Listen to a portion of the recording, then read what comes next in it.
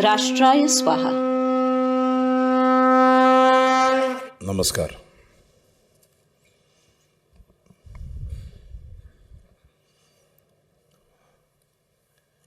जीवाधार संस्थेतर्फे सलग 3रं वर्ष आहे. माझी व्याख्यानं इथे आयोजित करण्यात आली. 8:30 वाजताची वेळ आहे.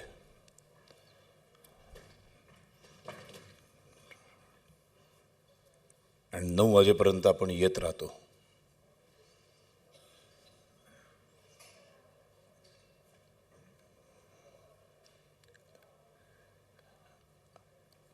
कसं घडणार आपलं?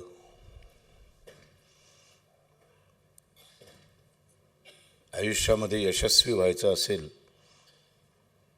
मोठं व्हायचं असेल आणि आपल्याबरोबर समाज आणि राष्ट्राला जर मोठं करायचं असेल तर सगळ्यात पहिल्यांदा वेळ पाळावी लागते. वेळ पाळण्यापेक्षा वेळेच्या 10 मिनिटं आधी येऊन इथे उपस्थित होणं हे जास्त गरजेचं आहे.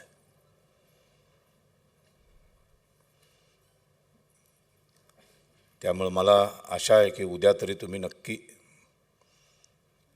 8:30ची वेळ आहे, त्यामुळे 8:20ला आलेले असाल.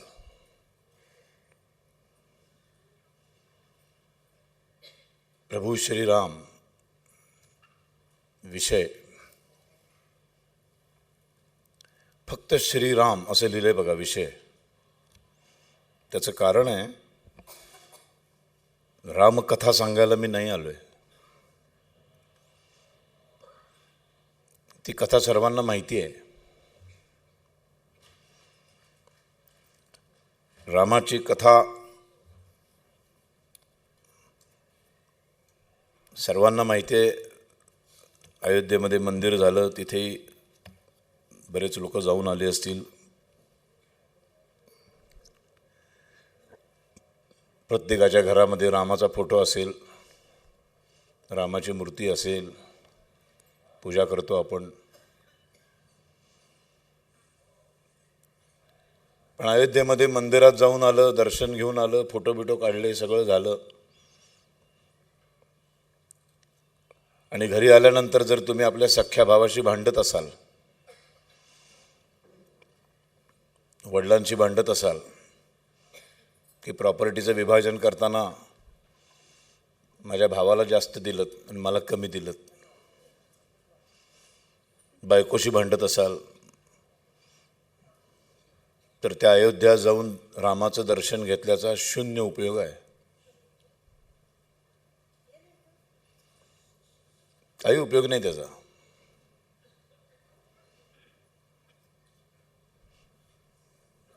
चौदा 14,000 वर्ष झाली श्रीराम जन्माला येऊन. पण 14,000 वर्षांमध्ये श्रीरामाची सातत्याने पूजा करणारी ही माणसं, त्यांच्या आयुष्यात राम किती आला, किती रामाला आपण अंमलात आणतो, हे सर्वात महत्त्वाचं आहे.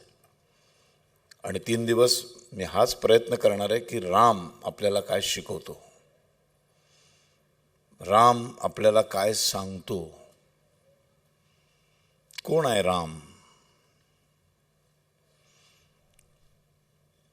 जगामध्ये, विश्वामध्ये जेवढे देश आहेत, जेवढे पंथ आहेत, जेवढे मजहब आहेत,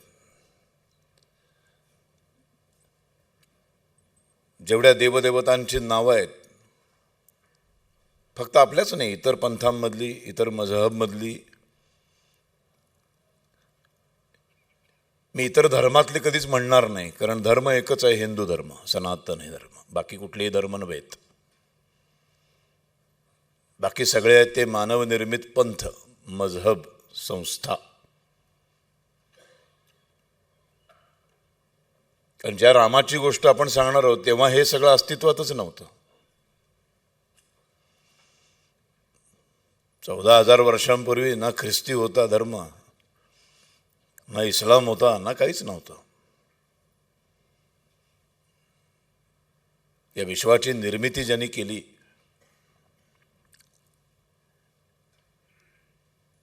त्या विश्वाच्या निर्मितीनंतर जे सुरू झालं तो एकमेव धर्म होता, मनुष्य धर्म, माणुसकी धर्म.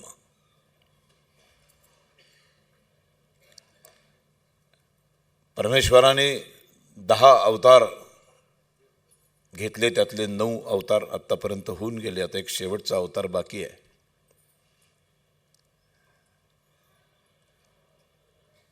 कुठलाही अवतार रूपामध्ये जेव्हा परमेश्वर धर्तीवर अवतरतो, पृथ्वीवर अवतरतो, त्याला काही विशिष्ट कारणं असतात, काही विशिष्ट संकेत असतात, काही विशिष्ट कारणांसाठी तो जन्माला येत असतो, मनुष्य रूपात जन्माला येतो.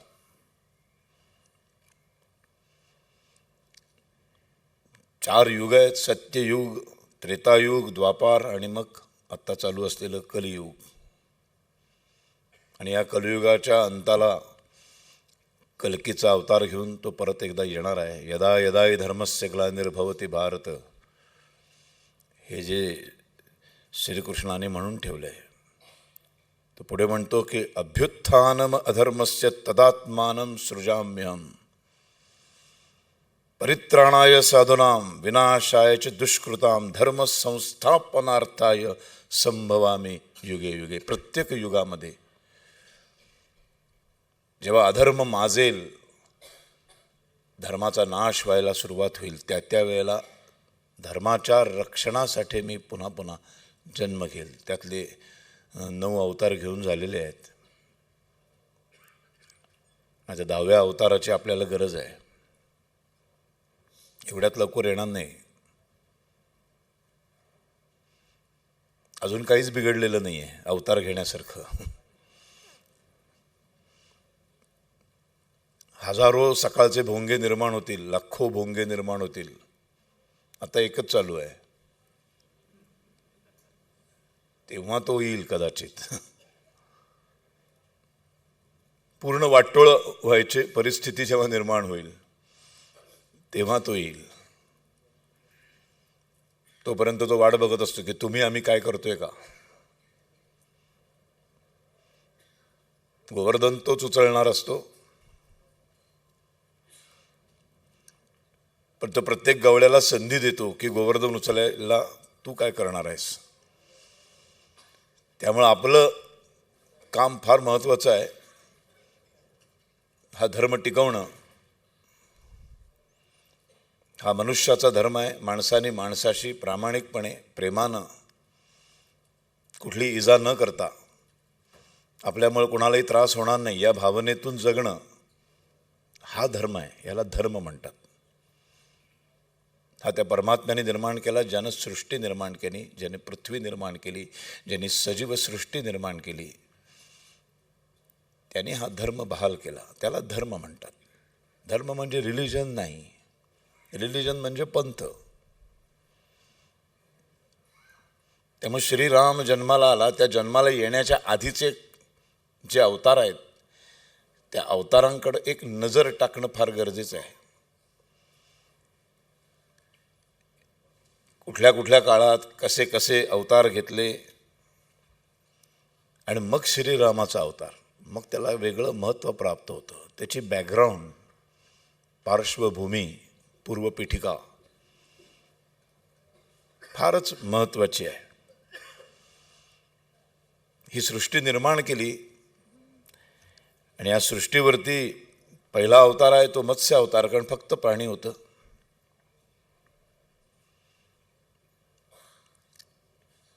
मत्स्याचा अवतार घेतला, मग कुर्म म्हणजे कासवाचा अवतार घेतला. असे अवतार घेत घेत वराह अवतार म्हणजे तोंड डुकराचं होतं पण शरीर माणसाचं होतं. मग नृसिंह अवतार, मग वामन अवतार, मग परशुराम अवतार आणि मग श्रीरामाचा अवतार. बऱ्याचपैकी यातल्या सगळ्या गोष्टी आपल्याला माहीत असतात की मत्स्य अवतार का घेतला गेला. कारण समुद्राच्या तळाशी हग्रीव नावाच्या राक्षसाने पृथ्वीला नेऊन ठेवलं. ज्या परमात्म्याने ब्रह्मा विष्णू महेश यांनी जी सृष्टी निर्माण केली, ती सृष्टी जर अशी बुडली तर कसं चालेल? बाकी सगळे देव आहेत, भगवान तीनच आहेत, ब्रह्मा विष्णू महेश. भगवान म्हणत नाही आपण त्यांना. सरस्वती देवी ह्या सगळ्या देवता आहेत. भगवान फार सुंदर अर्थ आहे. भ म्हणजे भूमी, ग म्हणजे गगन, वा म्हणजे वायू, आणि व मध्ये अ मिसळलं की वा होतो म्हणून अग्नी, न म्हणजे नीर.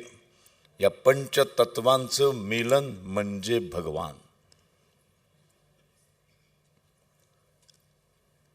सलग 2 वर्ष माझ्याकडे जेवढे विषय होते त्या सगळ्या विषयांवर बोलून झाल्यानंतर मिलिंदराव मागे लागतात आमच्या. यावर्षी पण तुम्हीच यायचं. म्हटलं आता माझ्याकडचे विषय संपले. एक इंजिनिअरिंगची एक डॉक्टरकीची परीक्षा देणं म्हणजे एक विषयाचा अभ्यास असं असतं. ते एवढं सोपं नाही आहे म्हटलं. 3 दिवस बोलायचं. तर ते म्हणाले नाही तुम्ही काय अभ्यास करा, काही करा, पण तुम्ही या. मग बऱ्याच दिवसांपासून हा श्रीराम माझ्या डोक्यामध्ये खुपत होता.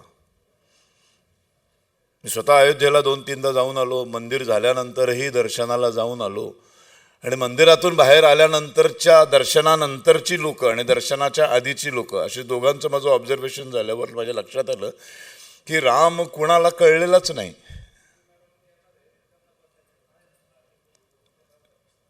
विवेक म्हणजे राम, सत्सत विवेक बुद्धी म्हणजे राम.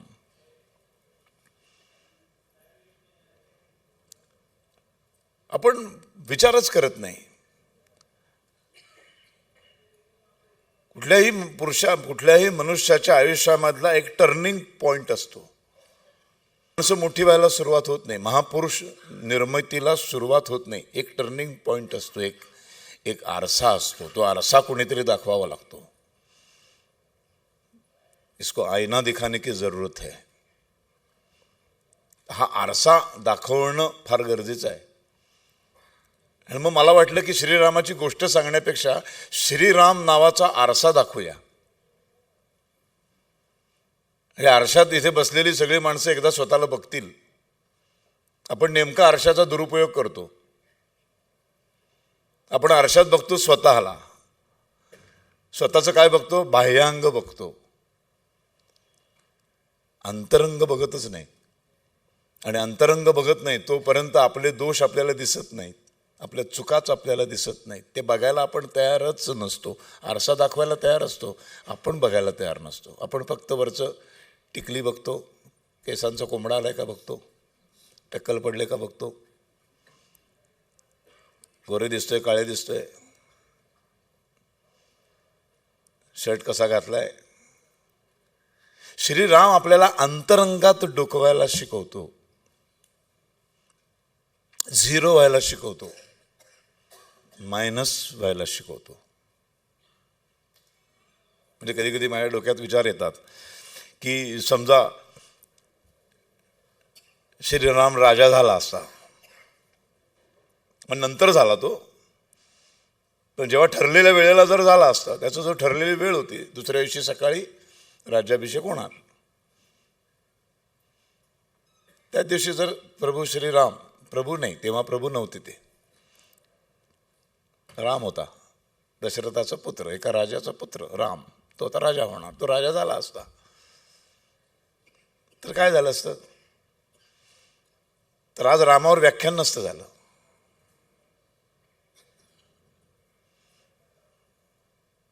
रामावर कधीच व्याख्यान द्यायची वेळच आली नसती. कारण राम एक 14,000 वर्षांपूर्वीच्या असंख्य राजांमधला एक राजा होऊन गेला, विषय संपला. फार फार तर तो चांगला होता. कोणी इतिहासाचा अगदीच अभ्यास केला तर एखाद्या ओळीत 2 ओळीमध्ये त्याचं वर्णन येऊन गेलं असतं.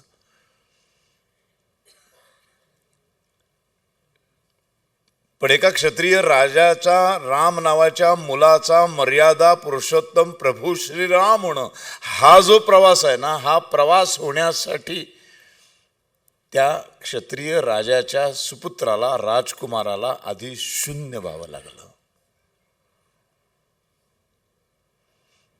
हे जोपर्यंत शून्य होत नाही आपण, तोपर्यंत आपण मोठे व्हायला सुरुवातच होत नाही.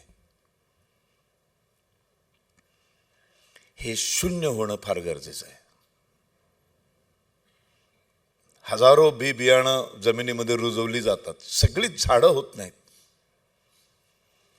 1000 बिया टाकून बघा जमिनीमध्ये, पेरून बघा, 1000 झाडं नाही आहेत, 10-20-25च झाडं येतात. कारण ती 10-20-25च जी बियाणं पेरलेली असतात ती बियाणं फक्त शून्य व्हायला तयार असतात. जोपर्यंत ती झिरो होत नाहीत, जोपर्यंत ती मायनस होत नाहीत, जोपर्यंत ती संपूर्ण रिकामी होत नाहीत, तोपर्यंत त्याचा वृक्ष व्हायला सुरुवात होत नाही. हे शून्य होणं फार गरजेचं आहे. हे शून्य व्हायला राम शिकवतो. फार वेगळ्या पद्धतीने रामाकडे बघायचा विचार केला मी आणि तो मांडायचा विचार, हा पहिलाच प्रयत्न आहे माझा. काही चुकलं मागलं तर सांभाळून घ्या. मला रामायणात इंटरेस्ट नाही. रामाच्या आयुष्यातल्या एक एक गोष्टी वाचल्यानंतर माझ्या डोक्यात येतं, काय भन्नाट माणूस असेल. मी माणूस म्हणतो कारण तो माणूस म्हणून आलाय. तो माणूस म्हणूनच आला. रडलाय तो, आपल्यासारखाच रडला. बायकोच्या विरहानं पागल झालाय तो. कारण ज्या क्षणी शरीर रूप त्यांनी धारण केलं त्या क्षणी या शरीराचे सगळे विकार आलेत त्याला. काम, क्रोध, मोह, माया, मद, मत्सर सगळं आलेलं आहे त्याच्याकडे. आणि हे सगळं येऊन पण तो नॉर्मल आहे. ह्या कशाच्याच तो आहारी जात नाही. तो झिरो व्हायला शिकवतो. आणि हे रामायण ज्यांच्या मार्फत आपल्यापर्यंत पोचलं, ही रामाची गोष्ट ज्यांच्या मार्फत आपल्यापर्यंत पोचली ते वाल्मिकी.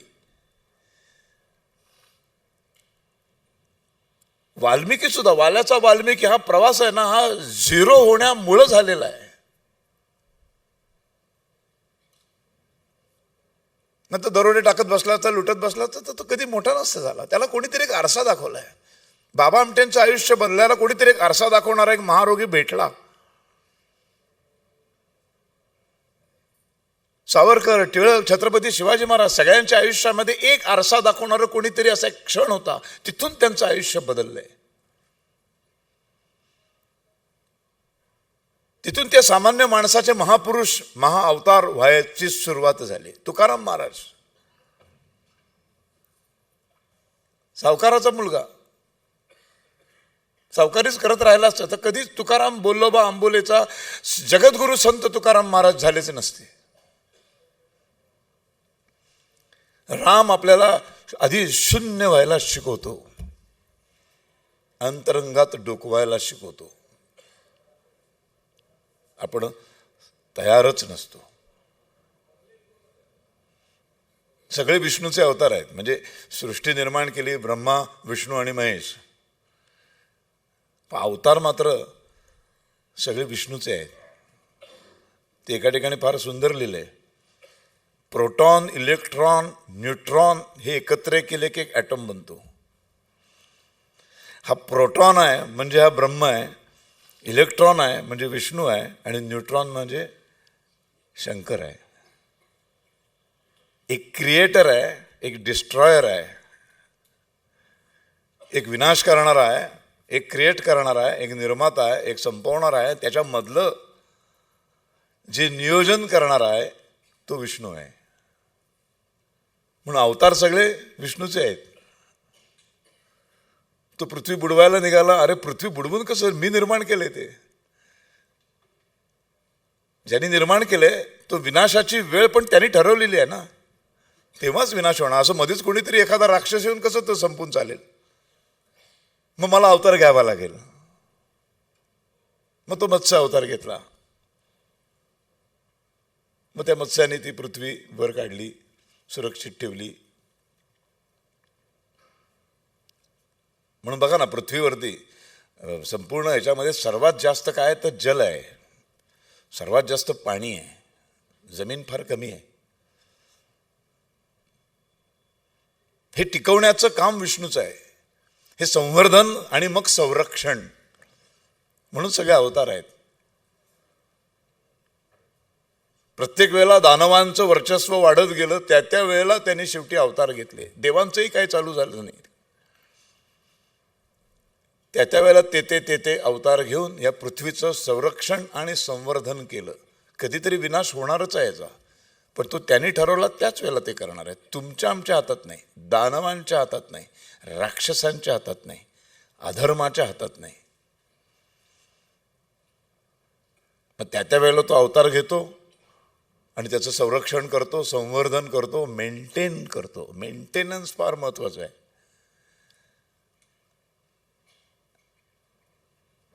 खूप छान छान गोष्टी या सगळ्या निमित्ताने, त्यासाठी कुलकर्णींचे आभारच मानले पाहिजेत की असे माझ्या बोडक्यावर काही काही माणसं बसतात. कदाचित तो रामच पाठवतो बसवायला. आता इतकी वर्ष सावरकर बोलतोयस, बाजीराव बोलतोयस, हिंदुत्वावर बोलतोयस, आता माझ्यावर बोल म्हणून तर जिवंत ठेवलं ना मला. काहीतरी योजना असते वरचेची. आपोआप उगाच कोणी जिवंत राहत नाहीत. काही माणसं काही चांगलं घडवायला जिवंत राहतात, काही बिघडवायला जिवंत राहतात. मला कुणाबद्दलही बोलायचं नाही.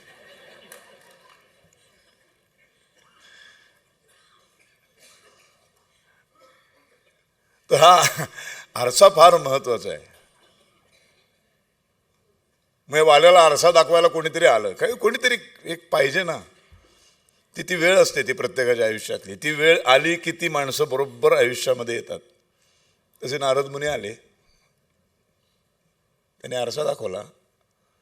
काय करतोयस? काही नाही. हे काय लुटालूट चालू आहे? काही नाही, आपला धंदा आहे तो म्हणते. माझं कुटुंब चालतं त्याच्यावर, गैर काही नाही त्याच्यात. त्याला ते गैर वाटतच नाही. मी तर विचार म्हणाले घरी जाऊन. गोष्टी सगळ्यांना माहीत असतात. गोष्टी सगळ्यांना माहीत असतात. त्यामुळे गोष्टी मी तुम्हाला सांगितली ना, त्याच्यात तुम्ही मला ह्याच्यात नवीन काय सांगताय? नवीन वेगळं आहे सांगायचं. नवीन असं सांगायचं वेगळं आहे की वाल्याचा वाल्मिकी झाल्याची गोष्ट सगळ्यांना माहिती आहे. तो घरी जाऊन विचारतो बायका पोरांना, हे सगळं मी घरून आणतो, हे सगळं तुम्ही उपभोग घेता या सगळ्याचा, दागदागिने, पैसे, खाणं पिणं, तो उपभोग घेता की नाही सगळ्याचा? म्हणजे फळं चाकता तुम्ही, फळं खायला आवडतात, पण हे फळ येण्यासाठी जे काही मी करतो त्याच्यात सहभागी आहात काय? तेव्हा ते नाही म्हणतात. मग तो येतो परत नारद मुनींकडे, म्हणतो अरे ते नाही म्हणतात मला, पापात सहभागी व्हायला नाही म्हणतात माझ्याशी, फळं खायला मात्र चायला तयार आहेत सगळे. म्हणजे एखाद्या बाईचा दागिना काढून चोरून आणलेला ती माझी बायको मस्तपैकी घालून फिरते संध्याकाळी, ते पापात सहभागी नाही होत. ती म्हणते ते तुमचं कर्म आहे. मग म्हणाले मग आता काही नाही, म्हणजे मी इतकी वर्ष करतोय ते चुकीचं आहे, आत्ता लक्षात आलं, माझ्या आरसा दाखवला. मग आता मी करू काय आयुष्यात? काय करू म्हणजे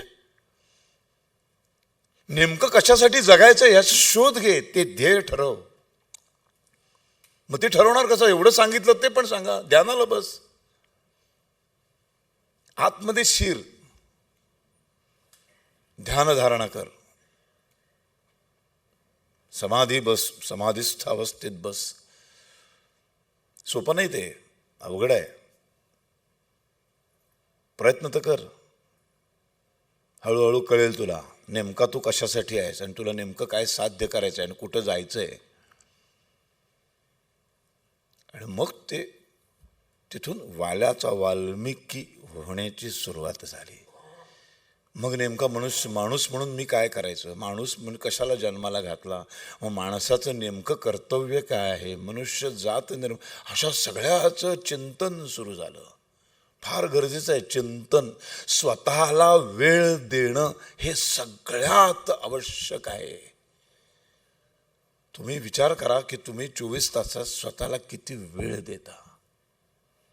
जी माणसं स्वतःला वेळ देतात, स्वतःचा विचार करतात, त्यांच्याच आयुष्यात काहीतरी घडतं.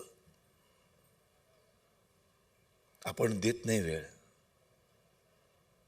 रामाचंच आयुष्यभर प्रसार आणि प्रचार करणारे समर्थ सांगतात स्वतःला वेळ द्या. छत्रपती शिवाजी महाराजांना पण समर्थांनी हेच सांगितलं की राजा स्वतःला वेळ दे, स्वतःचा विचार कर, थोडासा सगळं बाजूला ठेव, एक अर्धा तास, एक तास बस, कुठलाच विचार नको, फक्त मी का आहे, माझा जन्म कशासाठी आहे, मला नेमकं आयुष्यात काय करायचंय, कुठं जायचंय, का किड्या मुंग्यांसारखं मरून जायचंय. हे जेव्हा बसतो एकटा माणूस, खरंच करून बघा, काहीच करायचं नाही, कुणाशीच बोलायचं नाही, गाणी ऐकायची नाही, टी व्ही बघायचं नाही, पुस्तक वाचायचं नाही, मोबाईल तर पहिला फेकून द्यायचा आणि नुसते जरा शांत राहा ना, इकडे जरा त्यांना शांत करा.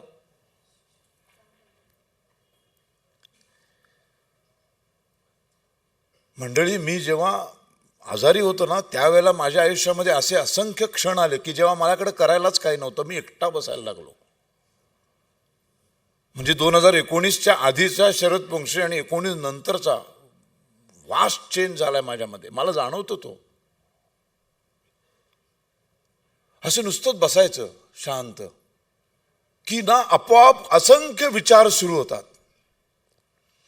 त्या विचारांमधून एक मंथन सुरू होतं. हळूहळू हळूहळू हळूहळू सगळे विचित्र घडणारे विचार हळूहळू गळून पडायला लागतात, कारण त्याच्यात काही दम नाही हे लक्षात यायला लागतं. आणि ते सगळं असं संपत संपत संपत जातं, तेव्हा राहतो फक्त मी, माझा सोल, माझा आत्मा आणि मी. आणि मग सुरू होतं, काय करायचंय मला नेमकं, कशासाठी जगलोय मी, कुठं जायचंय मला, किती आयुष्य आहे माझं, कधी मरणार आहे मी, मग मला नेमकं काय करून जगायचंय, का किड्या मुंग्यांसारखं जगायचंय, कुत्र्या मांजरांसारखं जगायचंय, माणूस म्हणून जन्माला आलोय. कितीतरी योनींचा प्रवास केल्यानंतर सगळ्यात शेवटचा जन्म माणसाचा आहे असं वाचतो आपण. ह्याच्या पुढं मग जन्म नाही, ह्याच्या पुढं फक्त माणूसच. जे काही जन्म येतील ते सगळे माणसाचेच येणार. सगळे व्यवहार इथे झिरो करेपर्यंत तुम्ही जन्माला येत राहणार. आपला हिंदू संस्कृती सांगते आपल्याला, आपला पुनर्जन्म मानणारी माणसं आहोत आपण, पुन्हा पुन्हा अवतार घेण्यावर विश्वास असलेली माणसं आहोत. म्हणून फक्त आपल्याकडंच अवतार घेतले जातात. बाकी ते ज्या पंथांमध्ये अवतार नाही आहेत ते खोटं सांगतात, पॅम्पलेट वाटतात बघा ख्रिस्ती धर्मीय. आता येशू परत येणार आहे. एकदा मला पण दादर स्टेशनला असा भेटायला आला तो. म्हटलं एक दिन कानफाडाच्या आईला आधी पुनर्जन्म मान्य कर, मग हे पत्रक वाट. इकडे पुनर्जन्म मान्य नाही करणार, मग येशू परत कसं येणार?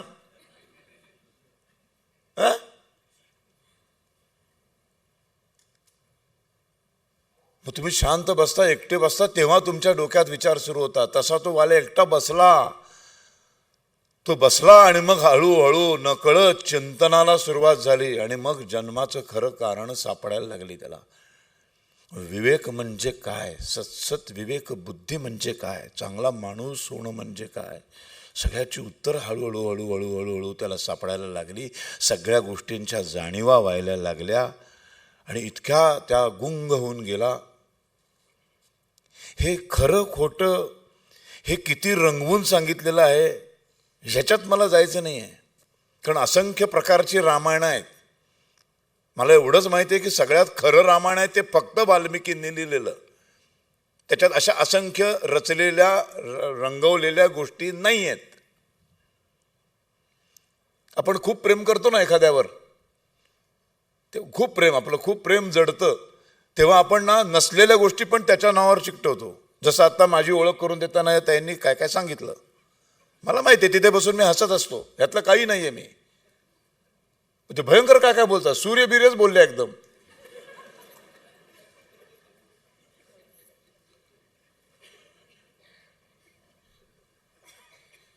मग खरंच जर मी सूर्य असतो तर मी आता किती लोकांना संपवलं असतं, जाळून टाकलं असतं माझ्या प्रकाशाने. अशी लिस्ट आहे माझ्याकडं ज्यांना जाळून टाकावं असं वाटतं.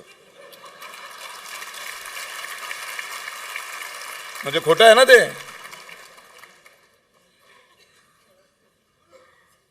मग एकटा बसलो होतो ना शांत, मग त्याचं आत्मचिंतन सुरू झालं. हे बोलते ती खरं आहे काय, जायला सूर्य कुठला आलाय, काजवा पण नाही. मग मी हे एकटं बसणं गरजेचं आहे. सगळं निघून जातं.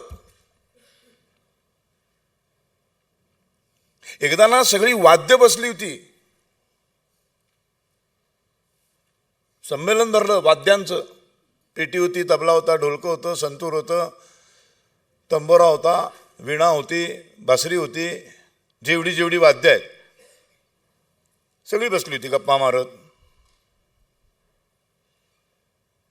सगळी बोलत होती. एकच वाद्य काही बोलतच नव्हतं, ती होती बासरी. काहीच बोलत नव्हती ती. सगळ्यांनी विचारलं, काय एवढा वेळ आमच्या गप्पा चालल्यात, तू काही बोलत नाहीस? ती म्हणाली, मी कसं बोलणार, मी काय बोलायचं हे मी नाही ठरवत, तो भगवंत ठरवतो.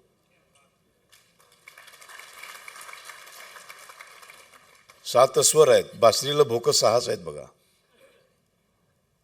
षड रिपू आहेत ते. मग ते म्हणाले, म्हणजे भगवंत ठरवतो म्हणजे? नाही म्हणाले, ज्या दिवशी त्यांनी मला ओठायला लावलं ना आणि पहिली जी पुंकर मारली, त्या दिवशी माझ्यातले षड रिपू माझ्या 6 भोकातनं निघून गेले. मी रिकामी झाले, मी शून्य झाले. आता मी नाही ठरवत मी काय बोलायचं, तो ठरवतो. तर तुम्ही सगळे बोलू शकता, मी काय बोलणार? तो येईल, हातात घेईल, पुंकर मारेल, ते मी बोलेन. राम आपल्याला शून्य व्हायला शिकवतो. हे रिकाम होणं फार गरजेचं असतं. मगाशी म्हटलं, मी 1000 बिया पेरल्या, त्यातल्या 25च झाड उगवतात, कारण त्या 25च बिया फुटतात. ज्ञानेश्वरी मधला हा दृष्टांत आहे. त्या बिया फुटतात. ज्या बिया फुटतात आणि रिकाम्या होतात, शून्य होतात, तेव्हा पंचमहाभूत त्यांना मोठं करायला सुरुवात करतात, त्यांची जबाबदारी घेतात. पृथ्वी, आप, तेज, वायू, जल यांच्यावरती जबाबदारी येऊन पडते जेव्हा ते शून्य होतात, जेव्हा ते रिकामे होतात, पूर्ण मायनस. आता मायनस झाल्यावर यांच्यावर जबाबदारी आली, आता याला मोठं केलं पाहिजे. मग ते मोठं व्हायला सुरुवात करतात. मग ते जमिनीच्या वर तोंड काढतं आणि सूर्याच्या दिशेने निघतं आणि मग मोठा वृक्ष तयार होतो.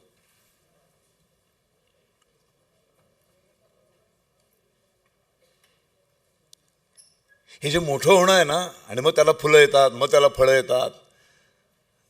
म्हणजे गुरुत्वाकर्षण काय सांगतं, सगळं खाली यायला पाहिजे ना, पण ते गुरुत्वाकर्षणाच्या विरुद्ध जाऊन ते सगळं वर जातं. जरा प्लीज बाहेर जाऊन बोलाल का?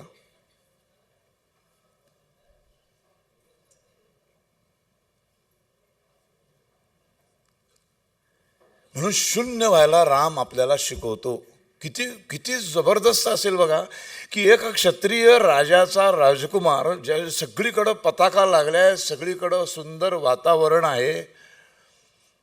उद्या सकाळ झाली की माझा राज्याभिषेक होणार, राज मुकुट घालणार, ते सगळे दागदागिने, सगळे आभूषण, आणि सिंहासनाधीश्वर होणार. कुणाचा? संपूर्ण पृथ्वीचा. म्हणजे सावरकरांनी याबद्दल फार छान लिहून ठेवलंय. ज्या दिवशी प्रभू श्रीराम वनवास बिनवास सगळं संपलं, रावणाला संपवलं, आणि जेव्हा परत आले आणि जेव्हा त्यांचा राज्याभिषेक झाला, तेव्हा ते संपूर्ण पृथ्वीचे राजा झाला. तेव्हाच हिंदू राष्ट्राची स्थापना झाली, असं सावरकर म्हणतात.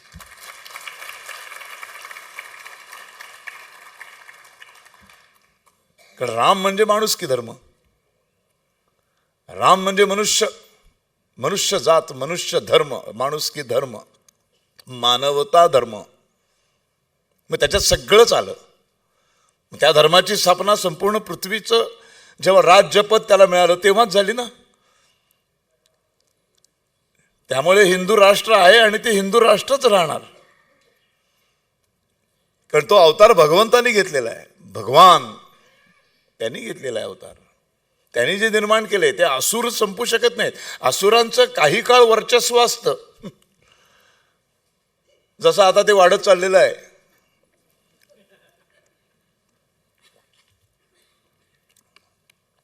मग ते संपवायला कोण कोण येतं जन्माला? डायरेक्ट अवतार येत नाही, आधी दूतांना पाठवतो. तसं एक नरेंद्र नावाचं दूत पाठवलंय. बघ तुझ्याच्यानी काय होतंय का, असुरांना संपवता येते का बघ. अगदीच नाही झालं तर मी येईन नंतर. तो येणार आहे कल्की. तर वाल्या बसला, तर इतकं गुंग झाला तो सगळ्या आत्मचिंतनामध्ये की असं वर्णन आहे की त्याला वारुळ जमलं. ते वारुळ मुंग्या आल्या म्हणजे ऍक्च्युअली मुंग्या नाही आल्या. अगदी अगदी साधं सोपं सांगायचं, मुंग्या कधी येतात माहिती आहे? सकाळच्या वेळात येतात बघा, है ना. जे इंग्लिश भांडं आलंय, मोबाईल घेऊन जाता ना, बसता एकाच ठिकाणी. पूर्वी 10 मिनिटात जी माणसं बाहेर यायची, आता तास तास येतच नाही. चायला रीळ बघत बसतात. कर्म संपलेलं आहे तरी चालू आहे. मग मुंग्या आल्यावर लक्षात येतं, अरेच्या मुंग्या आल्या. म्हणजे सांगायचा मुद्दा काय, दंग होतो ना आपण, गुंग होतो जेव्हा मुंग्या येतात. असं त्या वाल्या, मोबाईल नव्हता तेव्हा, तो आत्मचिंतनामध्ये गुंग झाला. त्याला स्वत्व सापडायला लागलं आणि तो आनंदी झाला. जाणीवा, खऱ्या अर्थाने सगळ्या जाणीवा व्हायला लागल्या. आणि मग त्या तपश्चर्येनंतर एक अत्यंत चांगला माणूस निर्माण झाला. आता या जाणीवा, झालेल्या जाणीवा आपल्याकडे ठेवून चालेल का? नाही उपयोग. आता मी जे काही वाचलं, या कुलकर्णीने आम्हाला कामाला लावलं 2 महिन्यापूर्वी. बरं, 24 तास वाचायला माझ्याकडे वेळ नसतो. माझी 2-2 नाटकं चालू आहे, शूटिंग चालू असतं, प्रवास असतात, वेगवेगळी व्याख्यानं असतात. या सगळ्याच्या मध्ये दिवसभरातनं 1 तासभर मिळतो. त्या तासात श्रीराम वाचायचा. पण वाचल्यानंतर त्या तासाभरात ज्या काही जाणीव व्हायला लागते काही काही गोष्टींची, त्या जाणीवेनी जे गुंग व्हायला होतं, जी नशा चढते, नशाच आहे ती. पण रामनामाची नशा. श्रीराम जय राम, जय जय राम. किती सुंदर आहे. श्रीराम, राम म्हणताना मोठं आ होतं ना, रा आणि म ओठ दाबले जातात. फार मस्त. माझ्या वाचनात ज्या गोष्टी आल्या ते तुमच्याबरोबर मी सगळ्या शेअर करणार आहे 3 दिवस. हे व्याख्यान असं काही नाही, हा एक छान राम, आपल्या दोघांच्या मधलं माध्यम राम आहे. रामाच्या माध्यमातून घडलेला संवाद आहे. उद्या कळेल मला हे आवडते की नाही ते. गर्दी वाढली तर आवडतंय, माणसं अर्धी झाली तर लक्षात घ्यायचं मी, माझ्यापेक्षा कुलकर्ण्यांनी.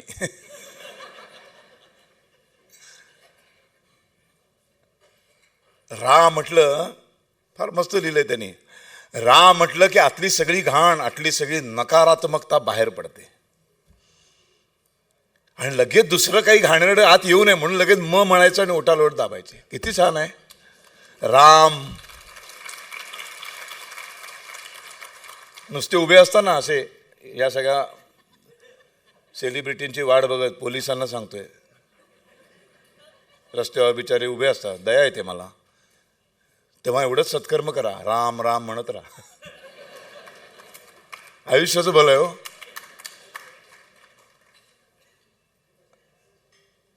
बरं, राम राम म्हटल्यामुळे प्रमोशन मिळणार नाही बरं का, पगार पण वाढणार नाही, पण आत्मसमाधान मिळेल.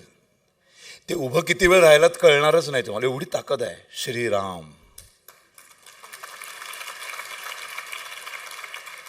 श्रीराम. परत घाण काही येऊच नाही.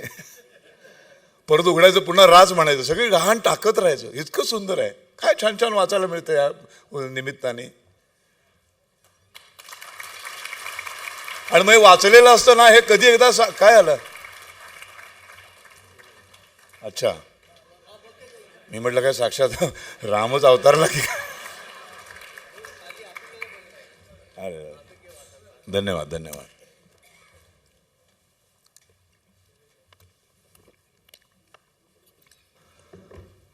आपण समोर कोणी आलं की जयराम म्हणतो ना, श्रीराम जयराम. आणि मग तिसरं काय, जय जय राम. त्याच्या चरणी स्वतःला झुकून देणं. श्रीराम जय राम, जय जय राम. किती सोपं आहे, काही लागत नाही त्याला. आणि मोजायचं नसतं ते किती कोटींचा जप बीप, हे मोजतो तिथे चुकतंय सगळं. म्हणून समर्थ रामदास स्वामी त्याला जप म्हणत नाहीत. त्या जी माळ आहे ना त्याला जपमाळ म्हणत नाहीत. समर्थांचं फार सुंदर शब्द आहे, स्मरणी. मोजायचं नाही, स्मरण करायचं.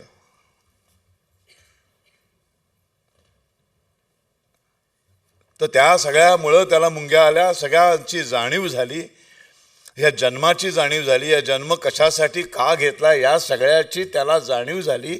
आणि मग ते मुनींना म्हणतात, अरे हे काय करू, एवढं प्रचंड ज्ञानाचा साठा सापडला या तपश्चर्येमध्ये, ते मला हे स्वतः बजवळ ठेवून काय उपयोग आहे, सांगायला पाहिजे ना लोकांपर्यंत, लिही आता. म्हणाले असंच्या असं जर लिहिलं तर ती विचित्र तात्विक काहीतरी लेख लिहिल्यासारखं घडेल. गोष्टी रूपात सांगणं गरजेचं आहे. मग हे ज्याचं सगळ्याचं मला ज्ञान झालंय, मनुष्य जातीचं, मनुष्य धर्माचं, माणुसकी धर्माचं, मी का जगलोय, हे सृष्टी का निर्माण झाले, ह्या सगळ्याचं जे मला तपश्चर्येतून ज्या जाणीवा झाल्या, ह्या सगळ्या जाणीवेतून नेणिवेकडचा प्रवास कसा करू. तेव्हा ते म्हणतात गोष्ट लिही. मग गोष्ट काल्पनिक लिहू का, नको, कशाला काल्पनिक, समोर साक्षात ज्या जाणीवा तुला झाल्या त्या सगळ्या जगणारा एक राजा तुझ्या समोर आहे, तो आहे श्रीराम. एक समकालीन आहेत बरं काय, हे सगळं दादांत खोटं सांगतात, सगळं खोटं सांगतात आपल्याला की रामायण काल्पनिक आहे, मायथॉलॉजी आहे. मग मायथॉलॉजी आपला शब्दच नाही आहे, हा इंग्रजांनी घुसवला. आणि जो इतिहास आहे त्याला मायथॉलॉजी बनवली. इंग्रजांनी जेवढं वाटोळं केलंय ना आपलं, इंग्रजांनी आणि स्वतंत्र भारतात डाव्यांनी, मार्क्सिस्ट, माओवादी, या सगळ्यांनी हे घडलेलं जे आहे ह्याचे सगळे पुरावे आहेत. आपण तर नाशिकमधली माणसं आहोत, इथे तर असंख्य पुरावे आहेत प्रभू श्रीरामाचे, असंख्य पुरावे आहेत, ऐतिहासिक पुरावे आहेत, भौगोलिक पुरावे आहेत, तरी त्याच्यावर विश्वास ठेवायचा नाही आणि त्याला मायथॉलॉजी म्हणायचं. खोटं.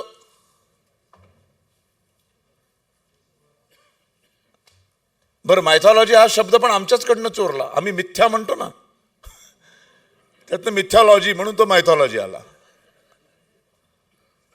काही नाही, स्वतःचं काही नाही, कुठल्याही युरोपांकडे संस्कृती काही स्वतःचं काही नाही, सगळं भारताकडनं आहे. कारण संपूर्ण विश्वावरच श्रीरामाचं राज्य आहे. कुठल्याही दुसऱ्या पंथाच्या, कुठल्याही दुसऱ्या मजहबच्या, कुठल्याही ग्रंथांमध्ये हे विश्वची माझे घर हे शब्दच वाचायला मिळत नाहीत. वसुधैव कुटुंबकम हे शब्दच तुम्हाला वाचायला मिळत नाहीत. आता विश्वात्मके देवे शब्दच नाही. पृथ्वीला माता म्हणणं ही भावनाच नाही. त्यामुळे वंदे मातरम नाही. हे सगळं आपल्याला श्रीराम शिकवतो, पण श्रीराम वेगळ्या पद्धतीने वाचला पाहिजे. म्हणाले ज्या ज्या जाणीवा तुला झाल्या, ज्या तुम्हाला सांगतोयस, त्या सगळ्या प्रत्यक्षात घडलेला माणूस तुझ्या समोर आहे, तो बघा श्रीराम. त्याचं चरित्र लिही आणि मग ते चरित्र रूपाने लोकांपर्यंत पोहोचव. मग रामायण जन्माला आलं. म्हणून सगळं आदर्श आहे ना, ते सगळं रामात आहे बघा.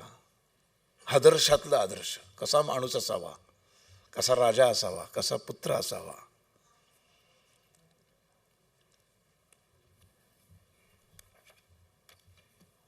काय ना, आताचा जमाना आहे GPS चा. नाही, आपण कुठेही जायचं असलं की आपण लोकेशन टाकतो बघा. तर चांगला माणूस व्हायचं लोकेशन आहे श्रीराम. श्रीराम नावाचं लोकेशन बुद्धीच्या पटलावर टाका, कॉम्प्युटरवर, की तुमचा प्रवास बरोबर रामाच्या दिशेने सुरू होईल. चांगला मुलगा कसं व्हायचं, चांगला राजा कसं व्हायचं, चांगला गुरु कसं व्हायचं, चांगला शिष्य कसं व्हायचं, चांगला पती कसं व्हायचं, नवरा कसं व्हायचं, चांगला भाऊ कसं व्हायचं. आपल्या एकेका गोष्टीतून काय काय शिकवतो आम्हाला श्रीराम. एका क्षणात सगळं सोडायला तयार कसं व्हायचं. आम्हाला उद्या सांगितलं की उद्या तुम्ही सकाळी हे करायचं नाही, ते लगेच आम्ही वादच सुरू करतो. आपल्यापैकी कोणाला तरी एखादा उद्या सकाळी महापौर पद मिळणार आहे, तर ताई बसल्यात समोर. यांना सांगितलं उद्या तुम्हाला सकाळी महापौर पद, आणि अचानक रात्री 12 वाजता फडणवीसांचा फोन आला.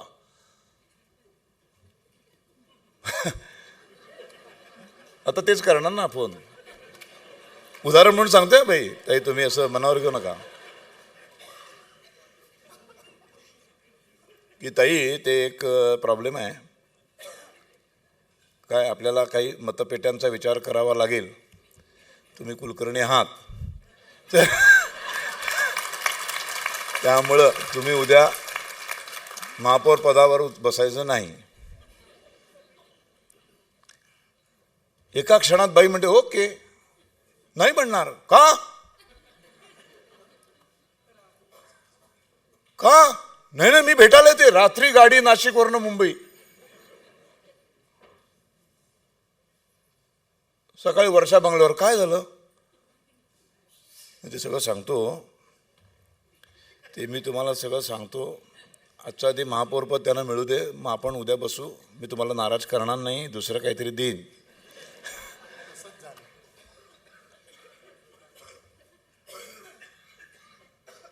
दुसऱ्या दिवशी सकाळी राजा होणार, अख्ख्या पृथ्वीचा राजा होणार. सगळीकडे तयारी सुरू आहे, सगळीकडे पताका लागल्या आहेत, आनंद आहे. और असा सुंदर राजा, इतका पवित्र, इतका सगळ्या गोष्टी मर्यादेमधला, मर्यादा पुरुषोत्तम, पुरुषांमधला उत्तम, म्हणजे ज्याच्याकडे पौरुषत्व पण आहे आणि तरी तो मर्यादित आहे. पौरुषत्व आल्यानंतर मर्यादित राहणं हे सगळ्यात अवघड असतं. ते प्रभू श्री रामानंतर या पृथ्वीवर दुसरं आणि एकमेव आणि शेवटचं उदाहरण म्हणजे छत्रपती शिवाजी महाराज. पौरुषत्व पण आहे आणि तरी सगळ्या मर्यादा आहेत. एक क्षण पण विचार केला नाही, एक क्षण पण.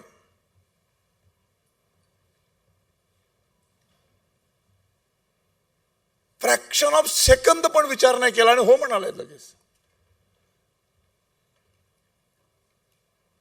मनात कधी आलं नसेल, माणूसच आहे ना शेवटी, शरीर रूप घेऊन आलाय म्हणजे सगळे रोग आहेत. बायको गेल्यावर रडलाय, पळवून नेल्यानंतर, म्हणजे सगळं आहे. मनोविकार सगळे आहेत, षड्रिपू सगळे आहेत. एका क्षणात या पृथ्वीचा राजा होण्याच्या पासून वंचित राहणं, एक क्षण पण लागला नाही हो म्हणायला. हो म्हणाला, किती सहजपणे हो म्हणाला, आणि तेवढ्या सहजपणे निघून पण गेला.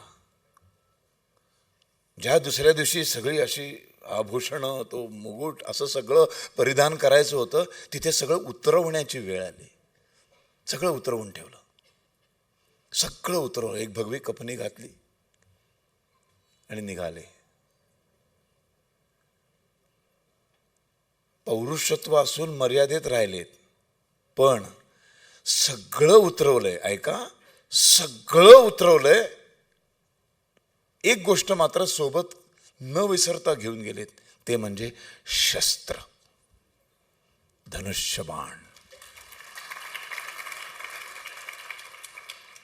ते नाही ठेवलं, कारण धर्माच्या रक्षणासाठी हातात शेवटी शस्त्रच घ्यावं लागतं. अहिंसा परमो धर्मा, धर्म हिंसा तथैवच. अहिंसा हे सर्वोच्च असं अंतिम ध्येय आहे. एखाद्या माणसाने व्यक्तिगत जीवनामध्ये मी अहिंसक होण्याचा निर्णय घेतला, काही चुकीचं नाही, आनंद आहे.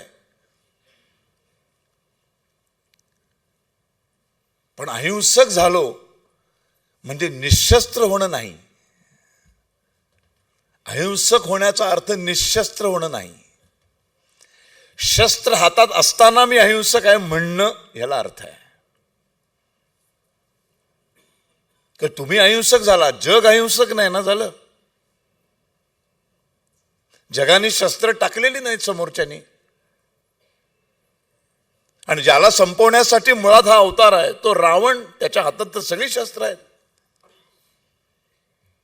या अवताराचं ध्येयच ते आहे ना, शेवटी त्याला संपवायचं आहे. अहिंसेने नाही संपवता येत, शस्त्रच हातात घ्यावं लागतं. मर्यादेत राहून ते सगळे युद्धाचे नियम पाळून मी संपवेन त्याला, म्हणून शस्त्र मात्र ठेवलेलं नाही, शस्त्र घेऊन निघालेत. आता अवतार पुरुष घ्यायचा आहे. तो अवतार म्हणजे रामाच्या आधीचं जर सगळं बघितलं तुम्ही तर एका जंगली वसाहतीकडून नागरी वसाहतीकडे जाण्याचा हा प्रवास आहे. मग आपल्याला आता कसं, आता एक कुटुंब व्यवस्था असली पाहिजे, एक सुंदर कुटुंब व्यवस्था, एक सुंदर समाज रचना, एक उत्तम समाज, एक उत्तम शहर.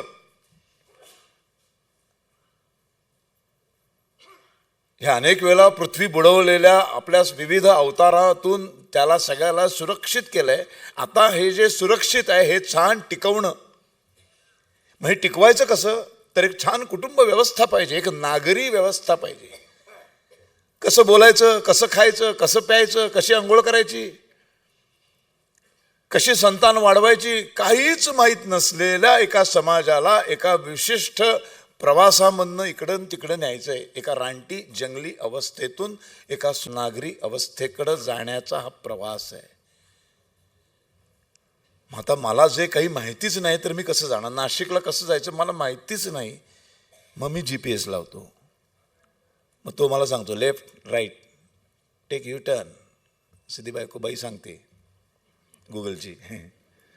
तसा हा राम तुम्हाला सांगतो. भावाला भेटायला निघालात तो लगेच सांगतो कसा असावा भाऊ. वडिलांना भेटायला निघालात, वडिलांबरोबर गप्पा मारताय, तुम्हाला तो सांगतो वडिलांबरोबर कसं वागायचं, आईबरोबर कसं वागायचं, बहिणीबरोबर कसं वागायचं, भावाबरोबर कसं वागायचं, शत्रूबरोबर कसं वागायचं, मित्राबरोबर कसं वागायचं.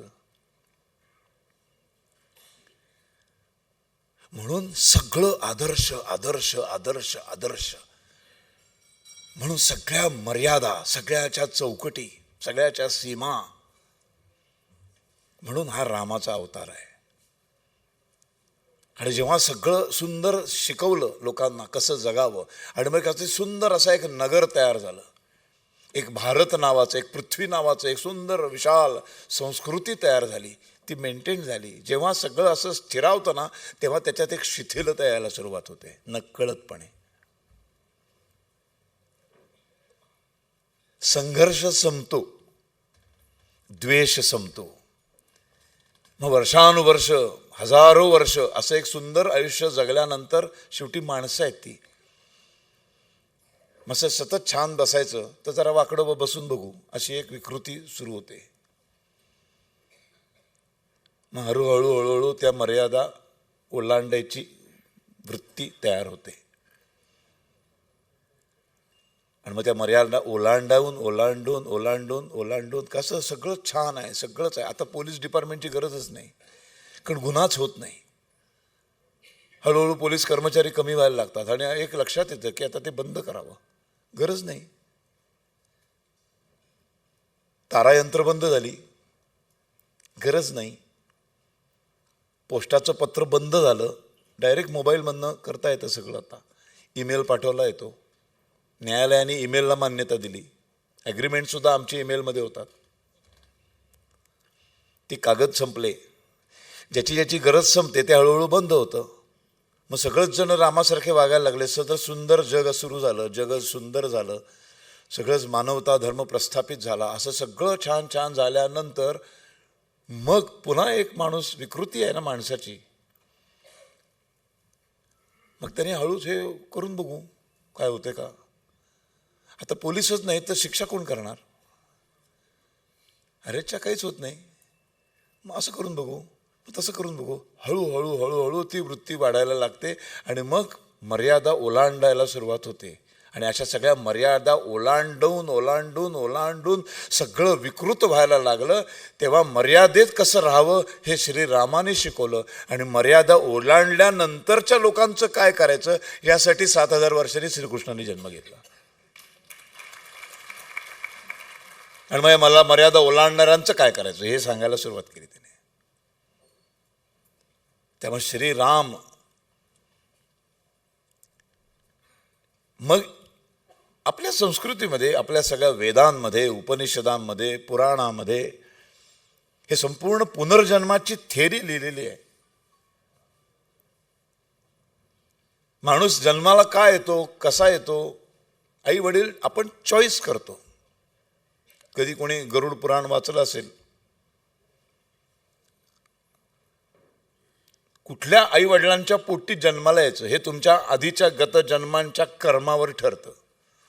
विचारलं जातं तुम्हाला. त्यामुळे अवतार घ्यायचा आहे, आता मनुष्य रूपात अवतार घ्यायचा आहे म्हणजे त्या प्रोसेसमधनं जावं लागणार, मानवाच्या प्रोसेसमधनं. असं डायरेक्ट ढंकन असं काहीतरी झालं आणि असं नाही होऊ शकत. शिकवायचं आहे ना. आता मनुष्यांमध्ये जन्माला येऊन माणसाने कसं वागायचं हे जर शिकवायचं असेल तर कुठल्या तरी एका माणसाच्या पोटी जन्माला आलं पाहिजे. आता एकदम नृसिंहाचा अवतार घेऊन, वामन अवतार घेऊन, मत्स्य अवतार घेऊन नाही चालणार. आता प्रॉपर माणसाच्या पोटी जन्माला आलं पाहिजे. प्रॉपर ती जी कोण स्त्री निवडणार आहे ते स्त्रीने 9 महिने गरोदर राहावं लागणार तिला आता. आणि मग प्रभू श्रीरामाचा जन्म होणार आहे. मग आता स्थळ, काळ, आई वडील, घराणं ह्या सगळ्याची निवड करायची आहे. आणि मग निवड करताना ठिकाण निवडलंय अयोध्या, जिथे कुठलंही युद्ध होणार नाही. युद्ध म्हणजे फक्त तलवारीला तलवार भिडवणं, बाणाला बाण म्हणजे युद्ध नव्हे. माणसामधलं भांडण म्हणजे पण युद्ध आहे. छोटी युद्ध आहे ती, त्याचे परिणाम फार भयानक होत नाहीत. त्याच भांडणांचं स्वरूप, तो द्वेषाचं स्वरूप, त्या तिरस्काराचं स्वरूप, त्याच अहंकाराचं स्वरूप जेव्हा मोठं मोठं मोठं मोठं होत जातं तेव्हा मग एक दिवस त्याला शस्त्र हातात घेण्याची गरज निर्माण होते. आणि मग ते शस्त्राला शस्त्र भिडतं आणि प्रचंड मोठी युद्ध होतात. पण या सगळ्या युद्धांची सुरुवात मनातल्या द्वेषातून सुरुवात होते, अहंकारातून सुरुवात होते. हा द्वेष, हा अहंकार जिथे जन्मालाच येत नाही, जिथं अहंकारच नाही, जिथं द्वेषच नाही, त्यामुळं भांडणं नाही, त्यामुळे तलवारीला तलवार भेटत नाही, त्यामुळे जिथं युद्ध होत नाही, जिथं युद्ध होत नाही असं ठिकाण अयोध्या. अशी एक एक माणसं एक एक ठिकाण निवडलं अयोध्या. मग वडील निवडायचे, मग आई निवडायचे, मग कुळ निवडायचे. मग वडील निवडलेत कोण? दशरथ. 5 ज्ञानेंद्रिय आहेत, नाक, कान, तोंड आणि 5 इंद्रिय आहेत आणि 5 ज्ञानेंद्रिय आहेत. ज्ञान संपादन करणं जी क्रिया आपण करतो ती 5 इंद्रिय आणि आपली 5 इंद्रिय अशी जी 10 इंद्रिय आहेत, या 10 इंद्रियांवर स्वार होऊन 10 इंद्रियांच्या रथावर जो स्वार होतो तो दशरथ. वडील निवडलेत. 3 बायका आहेत त्याला, कौसल्या, सुमित्रा आणि कैकेयी. तिघींपैकी कोणाच्या पोटी जन्माला यायचं? काही काहीच्या येऊन चालेल का? नाही, सगळ्यांचं भलं करायचं ना. असं करत करत करत करत नेमकं स्थळ कुठलं, माणूस कुठला, आई वडील कोणते, कुळ कुठलं, रघुकुल रीत सदाचरी आई, प्राण जाय परवचन न जाय, अशा एकेका गोष्टींवरती आपण संवाद करूया. आता कोश्यारी साहेब आलेले आहेत आणि 10 वाजून गेलेले आहेत. जर आपल्याला हा संवाद खूप जास्त व्हावा, बाकीच्या सगळ्या गोष्टी कमी होऊन, तर उद्या वेळेवर या. काय ना, शेवटी एक फार मोठी व्यक्ती आपल्याकडे उपस्थित आहे, त्यामुळे त्यांचा सन्मान होणं आणि त्यांचं छोटंसं मनोगत, छोटंसं म्हटलं म्हणजे त्यांना 10 वाजून गेलेत. आणि मग उद्या मात्र 8:30ला बरोबर या. आपण राम असाच आणखीन आणखीन आणखीन आणखीन समजून घेऊया. मी आपलं पुस्तकवाला आलं का? माझी 3 पुस्तकं आहेत, ती अशी व्याख्यानांच्या ठिकाणी मी ठेवतो. तर ही 3 पुस्तकं आहेत. एक आहे मी आणि नथुराम गोडसेचा रोल हे नथुरामवर पुस्तक नाही आहे, नथुराम गोडसेची भूमिका करताना आलेले अनुभव आहेत. ह्याच्यातून मला मी गवसला म्हणून हे पुस्तक आहे. मला जाळण्यापासून, मला ठार मारण्यापासून कसे प्रयत्न करण्यात आले आणि पोलिसांनी वेळोवेळी कशी मदत केली ते सगळं त्याच्यात लिहिलेलं आहे. अगदी सगळं नावासकट लिहिलेलं आहे. हे एक पुस्तक आहे बेधडक माझा आतला आवाज. मला असंख्य गोष्टी वाटत असतात मनात, जे मी आत्ता बोलतो तेच सगळं अनेक लेखांमध्ये 60-65 लेख आहेत. आणि हे आहे दुसरं वादळ, जे माझ्या आयुष्यात आलं कर्करोगाच्या निमित्ताने, ज्याचा सगळा अनुभव मी लिहिला आहे. कसं माणसाने लढावं, फक्त कर्करोगावरच नाही, आयुष्यामध्ये मानसिक, शारीरिक, आर्थिक अशी जेवढी संकटं येत असतात, त्या सगळ्या संकटांवर मात कशी करावी, हे सगळं ज्या पुस्तकामध्ये लिहिलं आहे. ही 3 पुस्तकं आहेत, तुम्ही इथे विकत घेऊ शकता. या इथेच ते बसतील व्याख्यान झाल्यानंतर. 10 वाजून गेले, जवळजवळ 10:15 व्हायला आलेत. आणि उद्या आणखीन जास्त वेळ आपल्याला नक्कीच मिळेल. उद्या मागचा पुढचं काही नसेल, सत्कार नसतील, समारंभ नसतील, त्यामुळं उद्या मात्र वेळेवर या. 8:30 म्हणजे 8:30ला आपण सुरुवात करूया. 3 दिवस 3 व्यक्ती त्यांनी बोलवलेले आहेत. त्यांना एक पटकन शाल श्रीफळ देऊन 5व्या मिनिटाला आपण फार काही त्यांना आपण हे शुभेच्छा द्या म्हणायचं, फक्त आम्हाला राम ऐकायचं आहे. आणि ज्या खुर्च्या रिकाम्या आहेत, फुकट मिळतंय म्हणून पासेस जे घरी घेऊन गेलेत, त्या ठिकाणी जे यायची इच्छा आहे, ज्यांनी तुम्हाला फोन करून सतावले, त्या सगळ्यांना फोन करून सांगा, ज्यांना नाही म्हणून सांगितलेत, की या आणि बसा इकडे. आणि पुढच्या वर्षी हा अनुभव लक्षात घ्या आणि असं वाटू नका. काय होतं, त्याची किंमत नाही लोकांना. इतकी जी सगळी चांगली माणसं येऊन बसलेत, असं कोणी येत नाही. रात्री 8:30ला श्रीरामावर ऐकायला म्हणून एवढी माणसं येतात, हेच किती सकारात्मक आहे. म्हणजे हा देश हिंदू राष्ट्राकडे कसा चालला आहे ह्याचं हे उत्तम प्रतीक आहे. आणि मी आलो ना, तेव्हा मला आधी कळे ना, काय आज नथुरामचा प्रयोग नाही, एवढे पोलीस काय. बरं, आज मी हिंदुत्वावर बोलणार नाही आहे, सावरकरांवर पण बोलणार नाही आहे, मग आज का श्रीराम ऐकायला पण आता प्रॉब्लेम आहे असं मला वाटलं. नंतर माझ्या लक्षात आलं की नाही, कोश्यारी साहेब येणार आहेत, त्याच्यासाठी हा बंदोबस्त आहे. पण तुम्ही काय काळजी करू नका, आमच्या नाशिकमध्ये रामाचं गाव आहे, इथं तुम्हाला कोणी काही करणार नाही. तर मी इथंच थांबतो आज.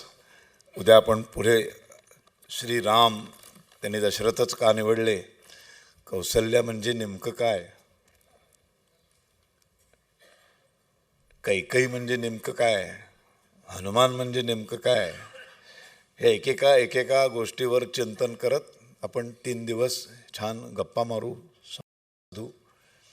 बरं मी इथे आहे म्हणजे मला सगळा राम आला आहे आणि मला सगळं आलं आहे, हा गैरसमज कोणीही बाळगू नका. अख्खं आयुष्य गेलं तरी हे सगळे महापुरुष यांचा अभ्यास कधीही पूर्ण होत नाही. आपल्या संस्कृतीमध्ये पूर्णत्वच नाही आहे, सगळं अपूर्ण आहे. म्हणून तर गंमत आहे जगायला. सगळं पूर्णत्व आलं तर मग त्याच्या पुढं काय करायचं हा प्रश्न निर्माण होतो. त्यामुळे मला सगळंच येतं असा आविर्भाव माझाही नाही आणि तुम्ही बाळगू नका. तुम्हाला 4 गोष्टी चांगल्या काही माहीत असतील श्रीरामाबद्दल तर तुम्ही पण या. ही देवाणघेवाण व्हायला पाहिजे. चांगल्या विचारांची, सद्विचार, सदाचार, सत्सद विवेक बुद्धी, अविचार बाजूला टाकून विवेकाने कसं जगावं. परवाच मोहनजी भागवत फार छान बोलले. त्यांना भ्रष्टाचार कधी संपेल असं विचारल्यावर फार अप्रतिम उत्तर दिलं त्यांनी. ते म्हणाले भ्रष्टाचार व्यवस्थेत नाही आहे, भ्रष्टाचार मनात आहे. मला काहीतरी खावंसं वाटतं, मला चोरावंसं वाटतं, याचा व्यवस्थेशी काय संबंध आहे, याचा संविधानाशी काय संबंध आहे, याचा घटनेशी काय संबंध आहे, याचा कायद्याशी काही संबंध नाही. मला हे आहे माझं नाही आहे, हे पाणी माझं नाही आहे, मी किती तहानेने मेलो तरी पाणी नाही पिणार कारण हे माझं नाही आहे. ही अवस्था येण्यासाठी राम कळणं गरजेचं आहे.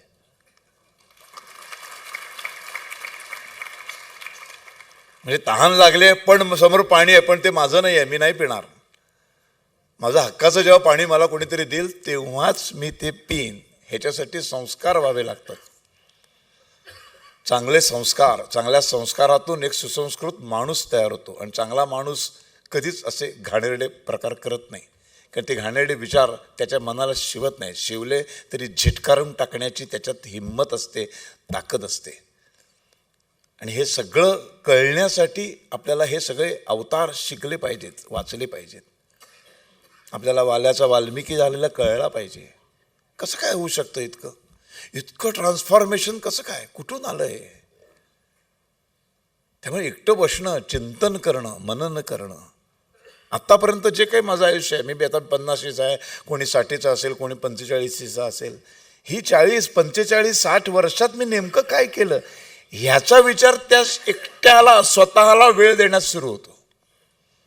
राम सांगतो मला स्वतःला वेळ दे.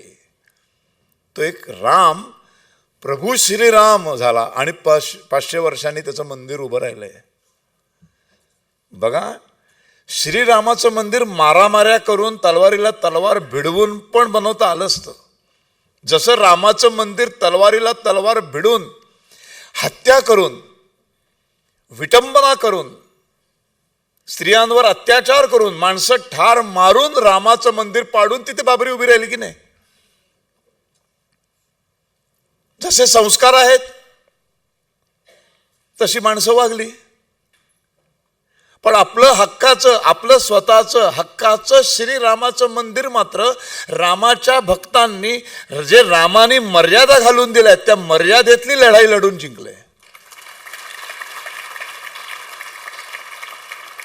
मारामाऱ्या करून, दादागिरी करून आपण शेवटी आजही 80% आहोत. उद्या रस्त्यावर उतरायचंच म्हटलं तर 80% हिंदू समाज जर रस्त्यावर उतरला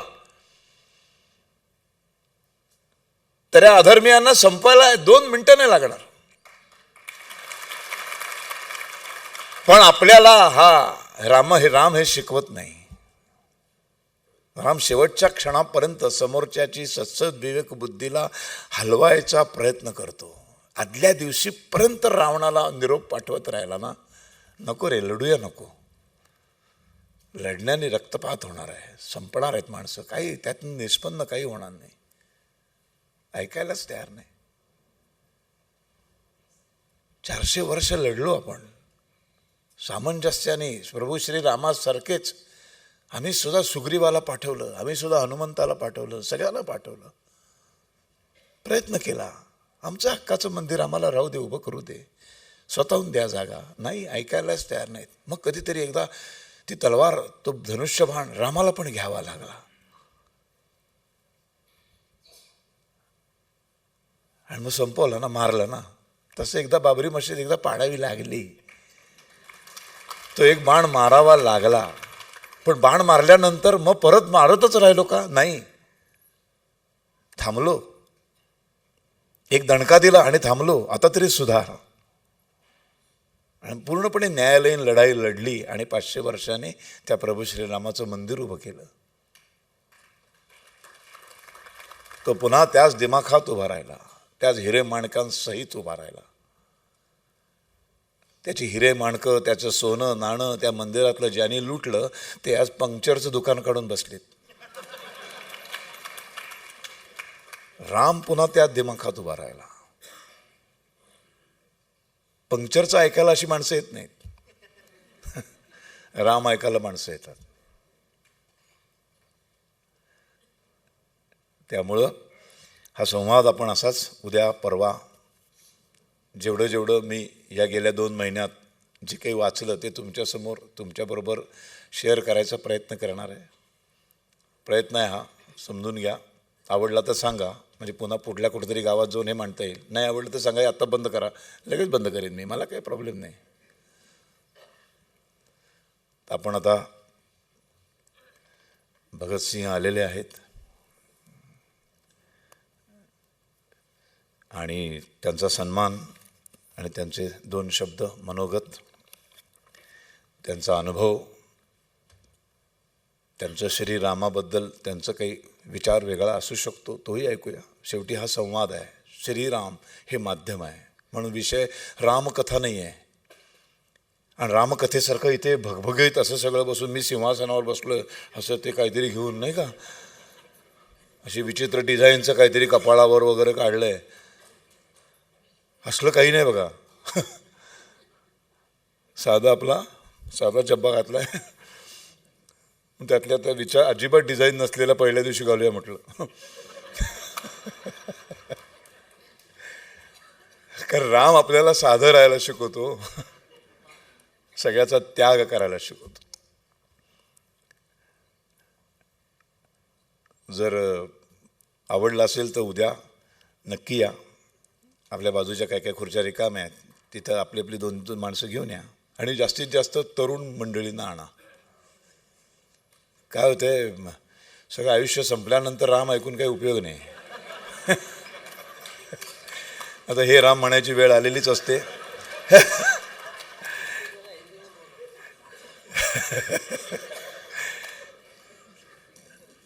आपण नेहमी म्हणतो याच्या आयुष्यात काय राम नाही हो, तर तो आता या वयात येऊन काही उपयोग नाही.